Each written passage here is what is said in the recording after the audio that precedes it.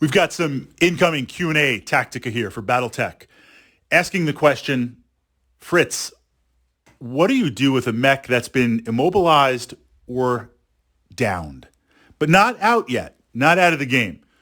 What should we focus on? So as a mech commander, I wanted to kind of build on that from a checklist type level. Now, of course, there's many situations, and it's almost like we need some real-time examples on the table here. What's the hex map? What's the mission? More importantly, what else is around? Is it lance versus lance? Is it multiple lances? Is it combined arms? There's a lot of factors. So I think in focusing on this vlog, and of course in the comments, looking at this idea of points of navigation, this idea of here's what we're going to navigate, here's what we're going to look at.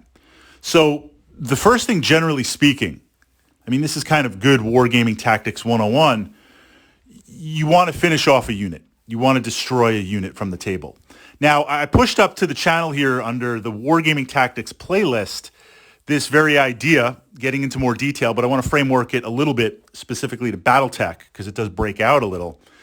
Sometimes you don't destroy a unit, you move on to the next if it's brought down to the point where it can't really hurt you anymore. An example would be like Chain of Command, World War II. Another fantastic game. I've pushed up Chain of Command stuff to the playlist on my channel. You have units of men that can fire dice, one for each rifle, 4 to 8 for each machine gun, depending on if it's a British or German machine gun rate of fire. And you roll these dice, and you need 4s to hit. 4s and 5s are shock, or 5s are shock. 6 is kill, remove a model.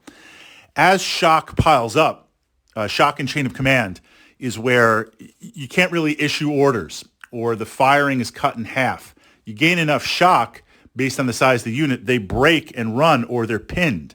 They just stay down. So sometimes in Chain of Command, yes, I want to destroy a unit because if I destroy a unit, you might have to roll on this chart and lose command dice, which allow you to command your army. But equally so, sometimes there are times where you will have a unit take so much shock, it's pinned, there's no junior or senior officer around to remove the shock, they're effectively heads down for the rest of the game. And they're not able to fire, they're not able to charge, they're not able to move. So depending on the mission, I might bypass that, if I'm moving fast with my tanks and other elements. So that's a question where generally I want to destroy a unit, but if it's brought to the point where it can't influence the game, then look, I've got to deal with other units that are up and functional. Now with Battletech, things are a little different, right? If we're fighting lance to lance and maybe we're spread out a little bit and blow off an arm, blow off both your legs, now you're on the ground, you can prop yourself up, but you're kind of out of the game, right? Effective for movement and based on your damage or based on the weapons, what you can really do. But you're still up in terms of initiative, and we focused on that. New players, initiative is key in Battletech. Not only maintaining it, but maintaining it by keeping your initiative up, numbers up, but by reducing your opponent. So generally with Battletech, I will try to go the extra mile, the extra minute to remove a unit to destroy it because that's one less on the initiative track. That's going to allow me to start ganging up on things. Now, okay, removing a unit, right? This is the big thing. I can blast you from the front all day. I'm looking for rear armor. I'm looking if it goes to internals in a certain place because of how it worked out. Can I focus on that area? I'm looking on maybe quick kill shots, punching with heavier machines, 1 in 6 chance for a headshot, all that type of stuff. So generally speaking, if a unit is immobilized, I still kind of want to focus on it. So the big thing, of course, is as these mechs take damage, and it's interesting, right? You remember all the times you got headshotted, you got taken out fast. Those are the things you remember. But for the most part, mechs can take a lot of damage relative for their weight class, right? Once you start taking damage, you become less and less effective in terms of weapons. Either just that PPC in your arm gets blown off, right? A Marauder, one of my favorite mechs, you lose an arm, there goes a third of your weapons profiles. You lose a second arm, you've got what? Hardly anything, an autocannon. So as you take damage, and damage could also be internals to heat sinks, things like that, you start to lose the ability to fire and influence the game through weapons. That's the first thing that I'm looking to do, to slowly start to knock you out of commission. When you lose a leg and you get blown off and now you're prone, that's when things get interesting. This is now where we get to finish things off. Where did you fall prone? Where did you fall down? So if it's kind of on the outskirts of the battle or someplace that I'm moving away from, then I have to weigh, okay, look, do I hang out for 2 or 3 turns trying to remove this mech and get rid of the initiative, right? Remove them from the initiative track. But while that's not happening, I'm not moving towards mission objectives. Here's an example from a game that I played. We had to take the spaceport. We had to take the hospital, of course, tactically speaking, in the middle of the city, right?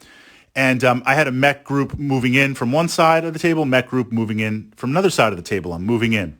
The first screen of infantry and tanks, I didn't want to get bogged down right there. I didn't. I was trying to break through to force to go to the hospital. Now, I couldn't push all the way through because then the second layer of actual mechs would have caught me. I would have been caught between the mechs and combined arms. But generally speaking, I was looking to punch through, do enough damage, but continue onward.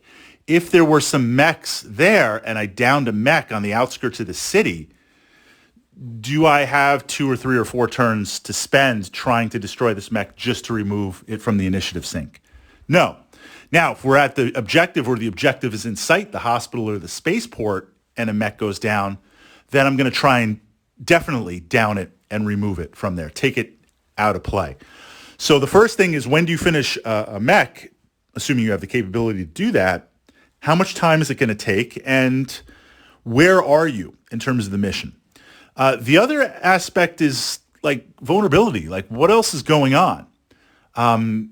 Just thinking like, if I downed, let's a medium mech that I regularly, so if you down my Wolverine, right? Wolvie's down, leg blown off, a lot of damage, center torso, left torso, arm messed up. I'm hurting, right?